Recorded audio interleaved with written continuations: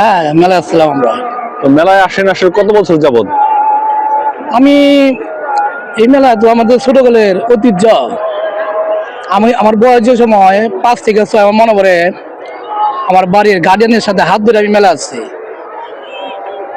ওই স্মৃতিটা আমার যখন মনে পড়ে আমি যেখানে থাকি প্রতি বছর যদি শুনি যে সাগরানের হাজুরে মেলা হইতেছে, বুড়াবুড়ির মেলা, আমি প্রতি বছর উপস্থিত থাকার চেষ্টা করি এবং কি তার ব্যতিক্রম এই বছর হয়নি।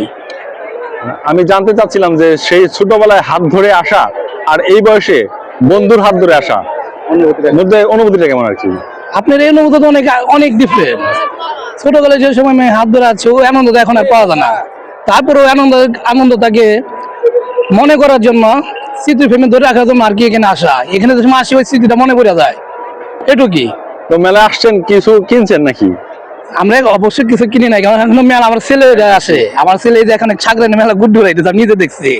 আমরা আসছি যে বন্ধুরা নিয়ে পেঁয়াজু খেলাম, একটু খাওয়া দাওয়া করছে, আর কিছু না। মানে এই বয়সে কি এখন থাকতে ইচ্ছা করে নাকি সেই বয়স যে বয়সে গার্জিয়ানের হাত ধরে এই মেলা আসা হয়েছিল? আমার তো মনে হয় না মেলা যে সময় আমি প্রথম ঢুকলাম আমি কি মনে হয় যে আমি এই আগের বয়সে আছিলাম।